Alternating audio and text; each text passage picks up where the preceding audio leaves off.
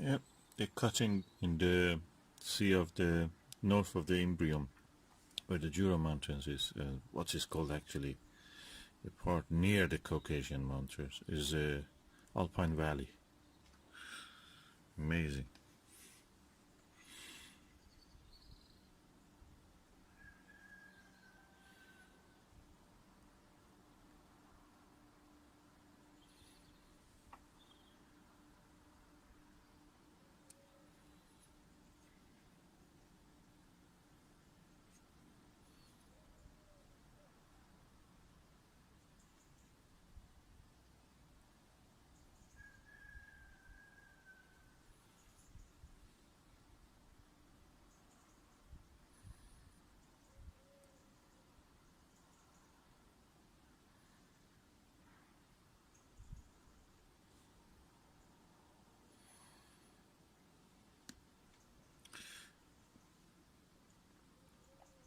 Yeah, this is lower part when you see the parallel dotted line as if parallel to that mountain inward to the Sea of Rains is where the Apollo 15 landed in the mountains.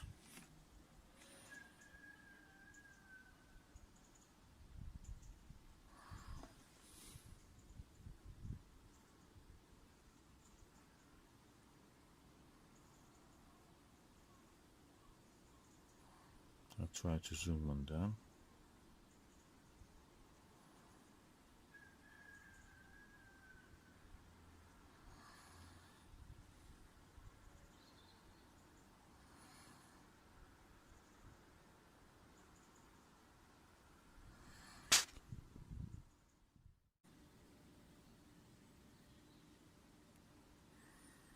What you can see there in the center is the Copernicus crater. To the right of it is the Kepler crater. And the dot, tiny dot to the right of that Kepler, near the edge of the white area where the down to it a little lower is a black dot, that's Grimaldi. That tiny white dot is the magnetic anomaly called Rainer Gamma or Reiner Gamma.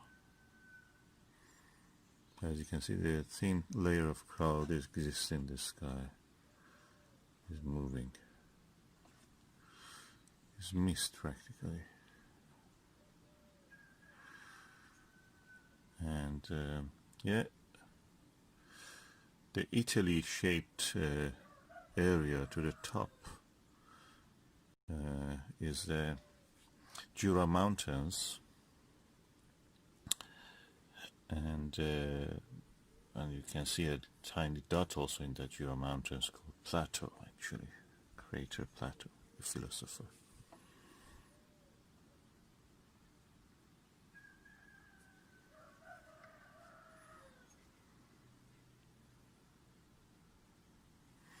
The bright dot to the 2 o'clock in this image, if you imagine the top part is 12 and lower part is 6, at 2 o'clock of the image, in the middle of the, in somewhere in the black patch, the white dot is Aristarchus, and the area around it is Aristarchus Plateau, the volcanic area.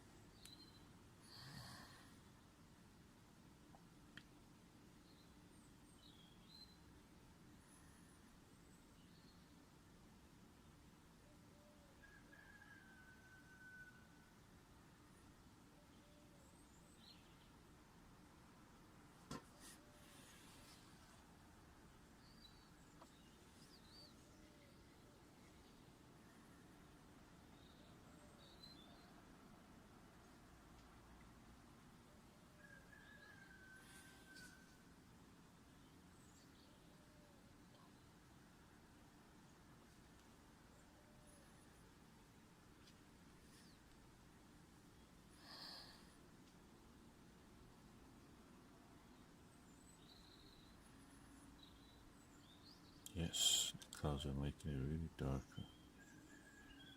than what it is, what it actually should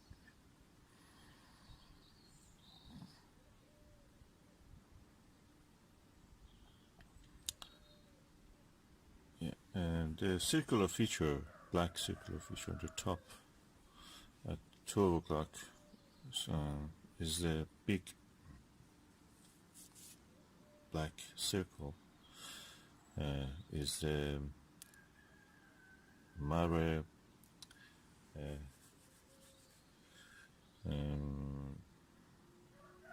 Imbrium, Sea of the Rains. And to the lower part of it, at 7 o'clock of that circle, what you can see is the mountains of the Apennine. Yeah, Apennine. Yeah.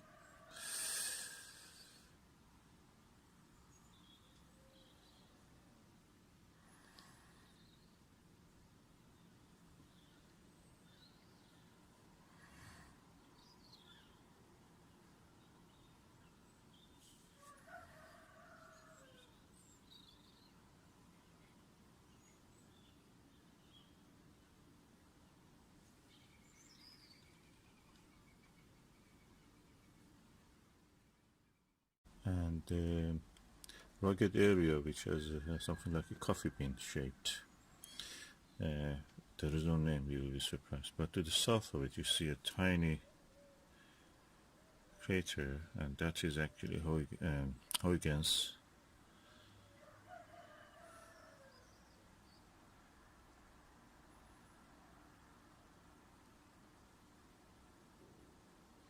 I don't know what's the reason for this vibration, because the motor of the camera is not on. Probably the movement causes the camera to try to focus again on it. Let me just see if I can put the focus on the manual.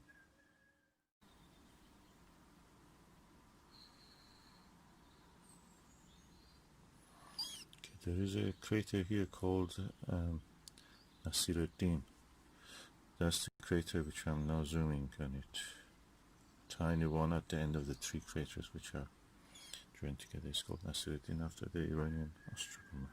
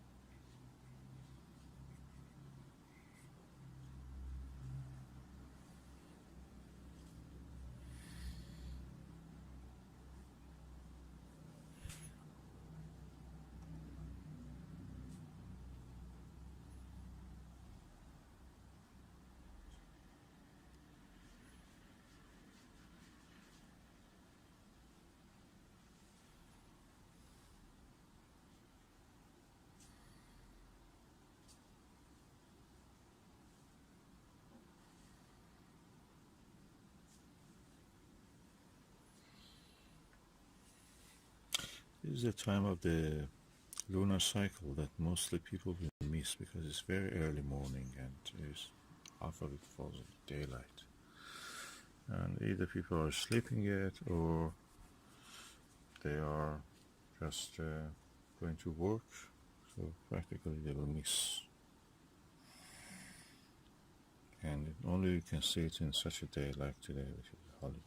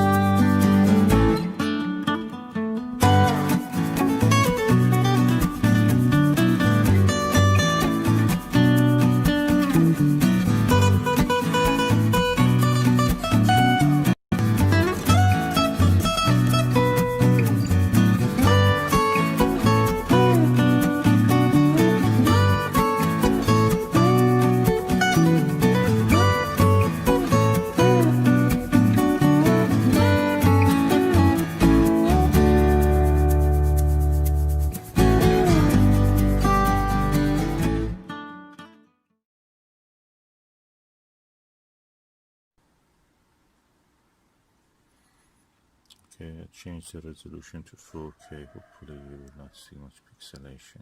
You will see anyway, but not as bad as it was.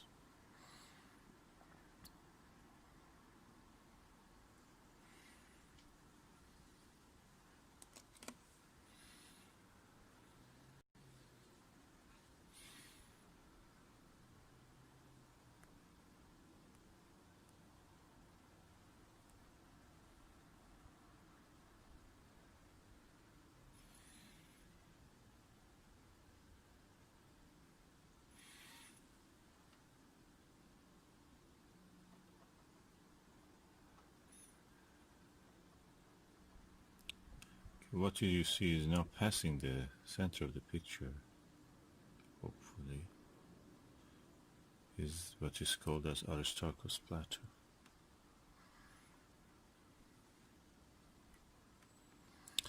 And the light is not very good, and also the clouds are causing a little bit. You can see the color of it is different.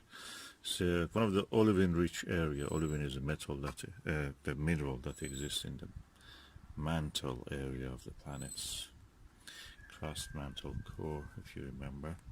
These are the layers of the planet's planetary bodies, which are made of rock or any other thing that has this kind of layering. Any object, differentiated object, gravitational differentiation.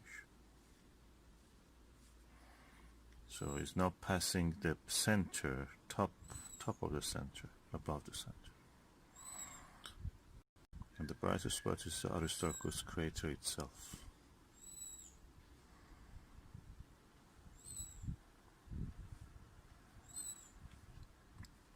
And to the lower part of the image you can see the Reiner Gamma. Oh, suddenly it becomes so clear. Try to bring it to the center. Yeah, it's now right dead center.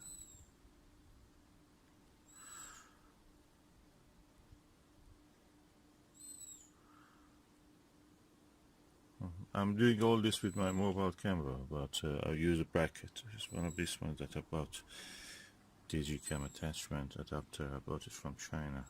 Really, I'm happy with the result.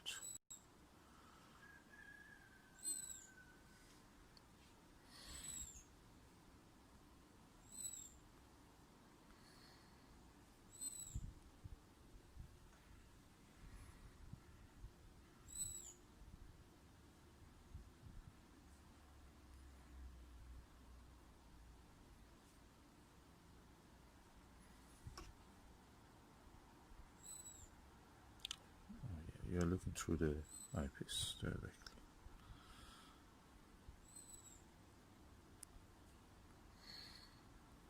I just enjoy the view. And yeah, good as a map. All these lunar features are created by impact. Circular features are called crater. Well, the craters to me are superficial because what you see is the geological feature like mountains, faults, even faults. I've seen some faults, can you believe it, and some thrust faults and faults. You have to look for them. And as my skill in digiscoping increases, I will try to show you more of these features. Aristarchus again is at 2 o'clock, and at 3 o'clock or 3:30 you can see the tiny dot of the Rhino Gamma, that magnetic anomaly.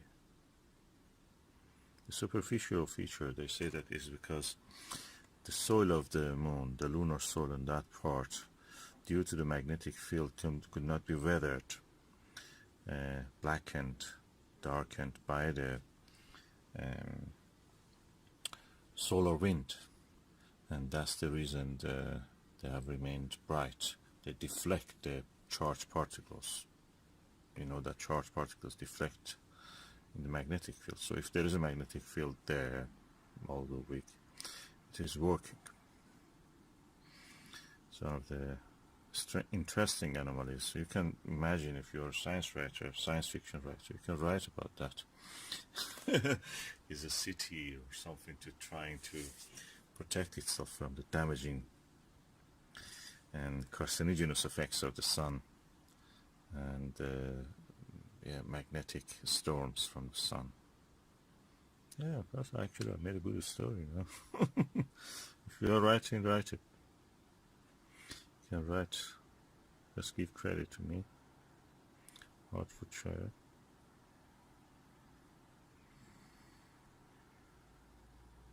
Beautiful, magnificent Caucasus Mountains.